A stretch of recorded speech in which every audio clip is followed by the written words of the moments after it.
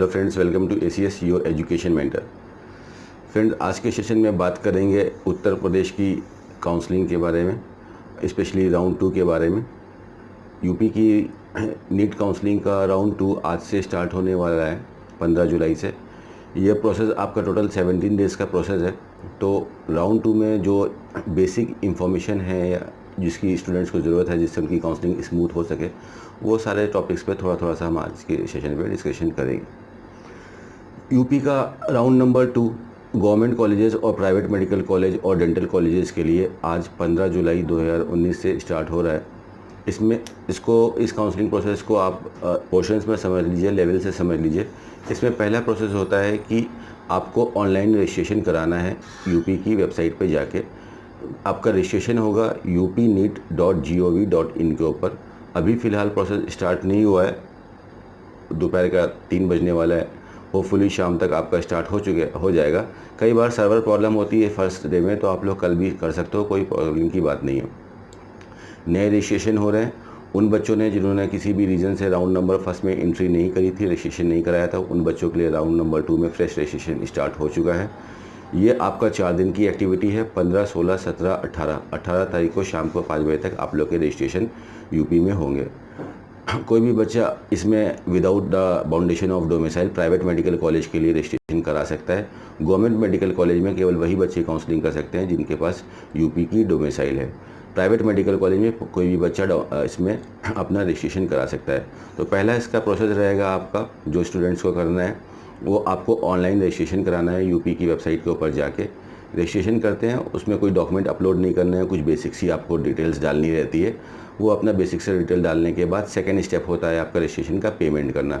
2000 रुपये का application form है, 2000 रुपये का आप लोग को इसमें पेमेंट करना है।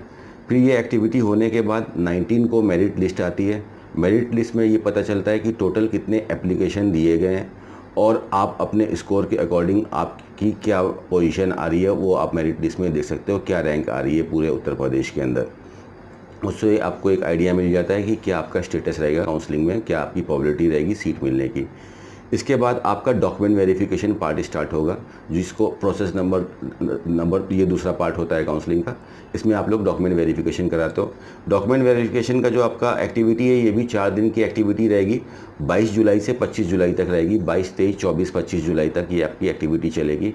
जब आप लोग एप्लीकेशन फॉर्म को फिल करोगे तो उसमें आपसे एक चीज़ पूछी जाएगी कि आप कौन सा नोडल सेंटर सेलेक्ट करना चाहते हैं। नोडल सेंटर वो सेंटर होता है जहाँ पे जाके आप अपनी सारी एक्टिविटीज़ कंप्लीट करते हो, सारे डॉक्यूमेंट्स को वेरीफाई करते हो और डीडी को सबमिट करते हो। तो जो भी आपको अपने रेसिडेंस के हिसाब से या जिधर से भी आप आ रहे हो, जो भी आपको नियरेस्ट लोकेशन पड़ रही है, अलग अलग जोन में नोडल सेंटर है। इलाहाबाद में, लखनऊ में, मेरठ में, आगरा में, गोरखपुर में, कानपुर में बहुत सारे नोडल सेंटर्स हैं। तो आपको जो भी लोकेशन नियर बाई की पड़ रही है वहाँ का आप नोडल सेंटर सेलेक्ट कर सकते हो। और 22 से 25 तारीख के बीच में वहाँ पे आपको जाना है अपने सारे ओरिजिनल डॉक्यूमेंट्स लेके। यूपी का जो रजिस्ट्रेशन कराएंगे, रजिस्ट्रेशन स्लिप को भी अच्छे से रख लीजिएगा, डाउनलोड कर लीजिएगा। यूपी का रजिस्ट्रेशन स्लिप लगेगी, आपके नीट के डॉक्यूमेंट्स लगेंगे, नीट का एडमिट कार्ड, नीट का स्कोर कार्ड और ये आपका लगेगा। एंड आपके सारे एकेडमिक्स डॉक्यूमेंट, 10, 12 की मार्कशीट, सर्टिफिकेट्स, टीसी, माइग्रेशंस। अगर आप गवर्नमेंट कॉलेज के लिए काउंसलिंग कर रहे हैं तो आपके डोमिसाइल, अगर किसी कास्ट को क्लेम कर रहे हैं तो कास्ट सर्टिफिकेट, EWS या किसी को भी आप कर रहे हो वो सब चीज़ें। एंड आपका ID प्रूफ, ये सब चीज़ें लेके आप वहाँ पे जाते हो। इसकी एक फ़ोटोकॉपी और ओरिजिनल लेके जाते हैं आप। तो वहाँ पे ये सारे डॉक्यूमेंट आपके वेरीफाई होंगे और आपको साथ में DD देना पड़ता है। अगर आप प्राइवेट मेडिकल कॉलेज के लिए काउंसलिंग कर रहे हो तो 2 लाख रुपए का सिक्योरिटी अमाउंट का DD बनेगा। यूपी DGME के नाम पे, Uttar Pradesh director general medical education के नाम पे 2 लाख का DD बनेगा। और गवर्नमेंट की काउंसलिंग करने जा रहे हो तो 30,000 रुपये का DD बनेगा। तो डॉक्यूमेंट वेरीफाई कराओगे आप लोग, ओरिजिनल डॉक्यूमेंट वहाँ पे, ओरिजिनल अपना DD डिमांड ड्राफ्ट वहाँ पे सबमिट कर देंगे। 2 रसीदें आपको मिल जाती हैं, 2 रसीद मिल जाएंगी, आपका डॉक्यूमेंट वेरिफिकेशन का पार्ट कंप्लीट हो गया। अब जिन बच्चों ने सक्सेसफुली रजिस्ट्रेशन करा लिया, डॉक्यूमेंट वेरिफिकेशन करा लिया, अब मेन आपको चॉइस फिलिंग करना होता है। चॉइस फिलिंग से करने से पहले सबसे आपको इंपॉर्टेंट चीज़ जो चाहिए होगी वो होती है सीट मैट्रिक्स। अभी चॉइस फिलिंग से पहले इसी वेबसाइट के ऊपर आपको सीट मैट्रिक्स मिल जाएगी। सीट मैट्रिक्स में पता चलेगा कि अब कौन से कॉलेज में कितनी सीट्स रिमेनिंग रह गई हैं। उसको देखते हुए आपको एक आइडिया मिल जाएगा कि राउंड नंबर फर्स्ट में तो सभी कॉलेज में फुल सीट्स थी, कोई कॉलेज के पास 150 सीट थी तो उसके पास वो 150 सीट लेके आया था। बट राउंड नंबर 2 में उसमें यूपी में प्राइवेट कॉलेज में और गवर्नमेंट कॉलेज में मैक्सिमम 90% सीट्स ऑक्यूपाई हो जाती हैं, जैसे कि लास्ट ईयर में हुआ था। तो राउंड नंबर 2 में तो लगभग 3,500 के आसपास सीटें थी प्राइवेट मेडिकल कॉलेज में। बट राउंड नंबर 2 में कितनी सीट्स रिमेनिंग आती है, ये मेन चीज़ होगी और देखने वाली बात होगी। मेरे आइडिया के हिसाब से जो हमारा एक्सपीरियंस है वो ये बोलता है कि नियर अबाउट 500 से ज़्यादा सीट्स यूपी में नहीं आएंगी, यानी कि 3000 सीट्स यूपी में ऑक्यूपाई हो चुकी होंगी परमानेंटली। तो ये आपको सीट मैट्रिक्स देखना है, कहाँ पे कितनी सीट्स मिली है। काफ़ी बच्चे ये जानना चाहते हैं कि मेरे स्कोर पे मुझे कौन सा कॉलेज मिल जाएगा। माय डियर फ्रेंड्स, पहले आप ये मत देखो कि मिल जाएगा, क्यों मिल सकता है, इसके पीछे का लॉजिक जानने की कोशिश करें। तो आप अपना स्कोर देखें, कंपैरिजन करें। स्कोर राउंड नंबर फर्स्ट में काफ़ी नीचे तक बच्चों को सीट मिली थी, लेकिन राउंड नंबर 2 में काफ़ी ऊपर ही तक अब प्राइवेट मेडिकल कॉलेज में आपकी सीटें फिनिश हो जाएंगी। तो सीट मैट्रिक्स देखने के बाद आपको चॉइस फिलिंग करनी है। चॉइस फिलिंग की एक्टिविटी 3 दिन की होगी, 29 जुलाई से लेके आपकी 31 जुलाई तक ये एक्टिविटी चलेगी। और फाइनली 2 अगस्त को 2 अगस्त को you can see your result और आप अपना अलॉटमेंट लेटर डाउनलोड कर सकते हो जिस कॉलेज में आपको सीट अलॉट करी है यूपी डीजीएमई ने। इस तरह से आपका यूपी का प्रोसेस हो जाएगा। फर्स्ट स्टेप पे आपको रजिस्ट्रेशन करना है, सेकंड पे आपको डॉक्यूमेंट वेरिफिकेशन करना है, थर्ड स्टेप पे आपको चॉइस फिलिंग करनी है और फोर्थ फाइनली आप अपना रिजल्ट देके अलॉटमेंट लेटर डाउनलोड करोगे और फिर नोडल सेंटर पे जाके अपना फीस सबमिट करोगे और डॉक्यूमेंट को सबमिट करोगे।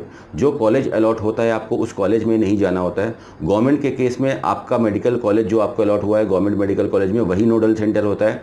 बट प्राइवेट मेडिकल कॉलेज में हर जोन का जो government nearest medical college government medical college होता है वो आपका नोडल सेंटर होता है। तो वहाँ पे जाके आप अपना फीस का डीडी, पहले साल की जो भी आपकी फ़ीस होगी ट्यूशन फीस, उसका आप डीडी सबमिट करोगे और अपने सारे ओरिजिनल डॉक्यूमेंट सबमिट करोगे। यहाँ पे आपका एडमिशन प्रोसेस कंप्लीट हो जाएगा। इसके बाद आपको कॉलेज में जाके हॉस्टल और की फ़ीसेस और सिक्योरिटी अमाउंट की फ़ीसेस देनी रहती हैं। ये सब चीज़ें हो गई। अब कुछ और इसमें से डिटेल्स देख लेते हैं। ये जो एक्टिविटी उन बच्चों के लिए हो गए जिन्होंने किसी भी रीज़न से राउंड नंबर फर्स्ट में रजिस्ट्रेशन नहीं कराया था। अब जिन बच्चों ने राउंड नंबर 1 में रजिस्ट्रेशन कराया था हम उनके ऊपर बात करके देख लेते हैं। राउंड नंबर 1 के 2 टाइप के बच्चे होंगे। एक वो बच्चे होंगे जिन्होंने डॉक्यूमेंट वेरिफिकेशन कराया था बट उनको किसी भी रीज़न से सीट नहीं मिल पाई, गलत चॉइस फिलिंग से या कोई आइडिया की वजह से उनको सीट नहीं मिल पाई। एक वो बच्चे होंगे या एक स्टूडेंट ऐसे हैं कि जिन्होंने डॉक्यूमेंट वेरिफिकेशन कराया था, फॉर्म फिल किया था बट उन्होंने कोई भी चॉइस फिल नहीं करी। तो आप दोनों बच्चों को क्या करना है, आप लोगों को केवल यहाँ पे पहला और दूसरा पार्ट नहीं करना है काउंसलिंग का, यानी कि आपको रजिस्ट्रेशन नहीं कराना है दोबारा से और आपको डॉक्यूमेंट वेरिफिकेशन नहीं कराना है, ये आप ऑलरेडी पहले कर चुके हो। आपको सिर्फ थर्ड प्रोसेस करना है। आपका बेसिकली आप समझ लो कि आपको सिर्फ चॉइस फिलिंग करनी है। 29 जुलाई को जब आपकी चॉइस फिलिंग स्टार्ट होगी तो आप लोग को सिर्फ चॉइस फिलिंग करनी है। ऐसे बच्चे जिनको सीट्स नहीं मिली थी फर्स्ट राउंड में या ऐसे बच्चे जिन्होंने चॉइस फिलिंग भी नहीं करी थी और अब अगर आप करना चाह रहे हो तो आपको सिर्फ और सिर्फ केवल चॉइस फिलिंग करनी है। पहले 2 पोर्शन आपको नहीं करने हैं, रजिस्ट्रेशन और डॉक्यूमेंट वेरिफिकेशन आपको नहीं करना है। ऐसे स्टूडेंट्स जिनको राउंड नंबर फर्स्ट में सीट मिल चुकी थी बट अब वो अपग्रेड करना चाह रहे हैं, अब वो किसी और दूसरे कॉलेज में शिफ्ट होना चाह रहे हैं, तो आप लोगों को भी सिर्फ चॉइस फिलिंग करनी है और आपको रजिस्ट्रेशन और डॉक्यूमेंट वेरिफिकेशन दोबारा से नहीं कराना है। ये और जो बच्चे गवर्नमेंट मेडिकल कॉलेज में जिन्होंने एडमिशन लिया है और आप लोग जो अपग्रेड करना चाह रहे हो, आप लोग को अपने मेडिकल कॉलेज से जो कॉलेज अलॉट था वहाँ से एनओसी मिली होगी और आप लोग को भी अब सिर्फ अपग्रेड करना है और कुछ एक्टिविटी आपको नहीं करनी है। केवल अपग्रेड का मतलब कि सिर्फ चॉइस फिलिंग करनी है और फाइनली रिजल्ट देखना है। रजिस्ट्रेशन सिर्फ वही बच्चे करा सकेंगे जिन्होंने पहले रजिस्ट्रेशन नहीं कराया था। राउंड नंबर फर्स्ट का रजिस्ट्रेशन राउंड नंबर 2 तक चलता है और मॉपअप राउंड में एक दोबारा से नया रजिस्ट्रेशन होता है। इस तरह से ये सब एक्टिविटीज़ होंगी, डीडी बनेंगे, आप लोग को जाना है। अब बात कर लेते हैं कुछ कट ऑफ के ऊपर। ईडब्ल्यूएस से शुरुआत करते हैं। ईडब्ल्यूएस में राउंड नंबर फर्स्ट में पूरी सीट नहीं आ पाई थी यूपी में, नियर अबाउट 76 या 80 सीट्स पे ही ईडब्ल्यूएस हुआ था, जिसकी वजह से यूपी के अंदर ईडब्ल्यूएस का कट ऑफ काफ़ी ऊपर 580 प्लस के ऊपर ही ख़त्म हो गया था। बट अब इस राउंड में रिमेनिंग सीट ईडब्ल्यूएस की आएंगी और इसकी वजह से आप देख सकते हो कि नियर अबाउट ईडब्ल्यूएस वाले बच्चों को 575 से 574, 572 तक या 570 तक ईडब्ल्यूएस कैटेगरी के अंदर सीट मिलने की चांसेस रहेंगी। अभी बेसिकली अगर देखा जाए तो क्या हो रहा है काउंसलिंग में, जो बच्चे 590 प्लस के अंदर हैं जो यूपी में काउंसलिंग कर रहे हैं उनके पास एट दिस मोमेंट 2 सीटें हैं। एक वो यूपी से सीट ले चुके हैं और एक ऑल इंडिया कोटा की सीटें हैं, जिसकी वजह से जो नीचे के बच्चे हैं 570 80 के नीचे वाले बच्चे हैं उनके हाथ में एक सीट नहीं है। अल्टीमेटली रूल्स ऐसे हैं कि बच्चों को एक सीट छोड़नी पड़ेगी, जैसे वो सीट छोड़ेंगे ऊपर की तो वैसे ही आप लोगों को नीचे वाले बच्चों को सीट मिलेगी। इसलिए मल्टीपल सीट लेके मत चलें, आपकी जो बेस्ट और बेटर सीट है उस सीट को ऑक्यूपाई करें और एक काउंसलिंग में अपग्रेड करने की कोशिश करें। 2 अदर काउंसलिंग को लेके आप आगे नहीं चल सकते हो, वरना अल्टीमेटली प्रॉब्लम आप ही को होगी, आप ही पेनल्टी के जोन में आ जाओगे। तो ऊपर वाले स्टूडेंट्स जो हैं, जो हाई रैंकर्स हैं, 600 वाले, 590 वाले, आप लोग को 2 सीटें हैं, उसमें से आप एक सीट छोड़ सकते हो, जिससे कि नीचे वाले बच्चों को चांसेस बने और वो सीट ऑक्यूपाई कर सकें। तो गवर्नमेंट में अगर हम देखते हैं तो इस बार नियर अबाउट 574 तक सीट्स जानी चाहिए for the general category. OBC वाले बच्चों को 2 नंबर नीचे आप रख सकते हो, but that will be also 570 plus. 572 तक, 571 तक ओबीसी वालों बच्चों को सीट मिल जानी चाहिए अगर बच्चों ने सीट को छोड़ा, बिकॉज उससे पहले ऑल इंडिया का सेकंड राउंड का अभी काउंसलिंग हो जाएगी और फाइनली बच्चों को एक डिसीजन ले लेना पड़ेगा कि अब वो ऑल इंडिया कोटा की तरफ जाते हैं कि स्टेट की तरफ जाते हैं। जो बेटर कॉलेज है उधर की तरफ जाइएगा। एक स्टूडेंट को एक अच्छा एजुकेशन क्वालिटी चाहिए और कुछ नहीं चाहिए। तो इस तरह से आप लोग देखोगे कि गवर्नमेंट के अंदर भी आपका जो कट ऑफ है थोड़ा सा नीचे डाउन साइड आएगा। जो फर्स्ट राउंड का था उससे आप 8 से 9, 7, 8 नंबर, 9 नंबर नीचे एक डाउनफॉल आएगा गवर्नमेंट मेडिकल कॉलेज के अंदर। सभी कैटेगरीज के अंदर अपना इक्वली देख लो। जैसे कि अगर आप सपोज कर लो एससी कैटेगरी को हो तो 427, 426 के आसपास रुका हुआ है, तो वो भी स्लिप डाउन होकर 415 तक आएगा। ज़्यादा नीचे आने की चांसेस नहीं है। 400 से ऊपर ही रहेगा एससी का, तो 410 के ऊपर ही रहेगा इनफैक्ट, अगर आप एससी का अंदर देख सकते हो। और यही फॉर्मूला आपका अप्लाई होगा एसटी वाले स्टूडेंट्स के लिए। ईडब्ल्यूएस के अंदर भी जो सीट्स हैं वो सिर्फ जनरल वालों को भी नहीं है, उसको भी सब कैटेगरी में डिवाइड कर दिया जाता है। जैसे कि जो फ्रीडम फाइटर्स होते हैं, गर्ल्स की कैटेगरीज होती है, सैनिक भाई लोग की कैटेगरी होती है, इनमें ये सब इक्वली डिवाइड कर दिया जाता है। ये सब भी चीज़ देखने वाली बात होती है, बिकॉज कई बार हम परेशान हो जाते हैं, बिकॉज हम सही से फिल्टर नहीं कर पाते हैं। तो हम सोचते हैं कि मेरे स्कोर पर मुझे मिल जाना चाहिए था, लेकिन हम नहीं मिला, लेकिन हम ये जानने की कोशिश नहीं करते नहीं मिला तो क्यों नहीं मिला। सो ये सब कैटेगरीज आपकी डिवाइड होगी, इस हिसाब से आप लोग गवर्नमेंट की काउंसलिंग को टारगेट करके चलो। Coming to the private one, private counselling करने से पहले राउंड नंबर फर्स्ट को पूरी तरह से डिलीट कर देना ज़रूरी है माइंड से। राउंड नंबर फर्स्ट की कट ऑफ लेके अगर आप देखोगे कि राउंड नंबर फर्स्ट में तो ये कॉलेज यहाँ तक मिल गया था तो मुझे मिल जाना चाहिए, ऐसा बिल्कुल नहीं होगा। बिकॉज राउंड नंबर फर्स्ट में सपोज कर लो कोई भी कॉलेज का आप नाम उठा के देख लो, उस कॉलेज में 150 सीटें थी, पूरी नंबर ऑफ सीट्स थी, इसलिए वहाँ तक उसका कट ऑफ गया था। बट राउंड नंबर 2 में उसकी 90% सीटें खत्म हो गई, 85% सीटें खत्म हो गई। एक कॉलेज के पास 100 सीटें थी फर्स्ट राउंड में, तो दूसरे राउंड में वो कॉलेज सिर्फ 15 सीटें लेके आ रहा है। तो ऑब्वियस सी बात है कि कम सीटों की वजह से बच्चे की क्वांटिटी तो अभी भी ज़्यादा है, काफ़ी बच्चों को सीटें नहीं मिली हैं, तो कट ऑफ प्राइवेट के हाई साइड रहेंगे। इन सब चीज़ों को देखते हुए आपको चॉइस फिलिंग करनी है।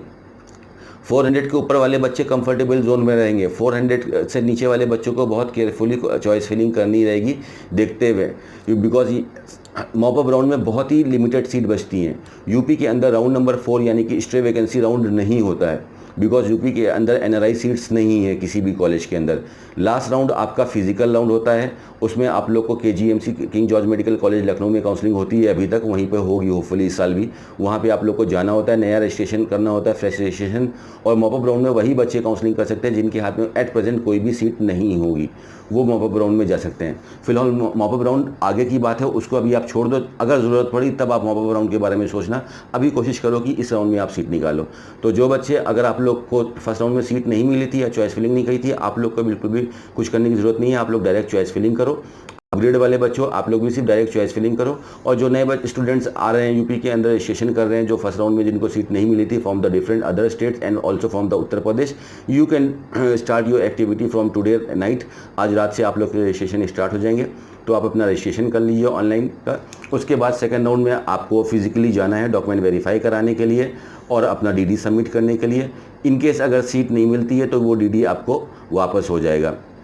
अगर कोई ऐसा स्टूडेंट है वो ये जानना चाह रहा है कि अब मैंने यूपी में फर्स्ट राउंड में रजिस्ट्रेशन करा लिया था, डॉक्यूमेंट वेरिफिकेशन भी कर लिया था, बट मैंने चॉइस फिलिंग नहीं करी और अब मुझे यूपी में सीट भी नहीं चाहिए बिकॉज मुझे ये सीट कहीं और मिल गई है, तो आप लोग के लिए रूल ये है कि आप राउंड नंबर 2 की भी चॉइस फिलिंग बिल्कुल भी नहीं करोगे। और राउंड नंबर 2 को फिनिश होने के बाद जो आपका अलॉटमेंट लेटर है, जो कॉलेज आपको मिला हुआ है, वो अलॉटमेंट लेटर लेके अपना स्टूडेंट ID प्रूफ लेके उसी नोडल सेंटर पर जाएगा जहाँ पर उसने DD सबमिट किया था, वहाँ से आपको अपना DD वापस मिल जाएगा। तो कुछ इस तरह से आप लोग की यूपी की राउंड 2 की काउंसलिंग होने वाली है माय डियर फ्रेंड्स।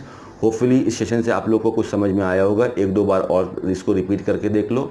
कोई भी चीज़ को 2-3 बार सुनने से ज़्यादा अच्छा समझ में आता है, तो आप बेटर से काउंसलिंग करो।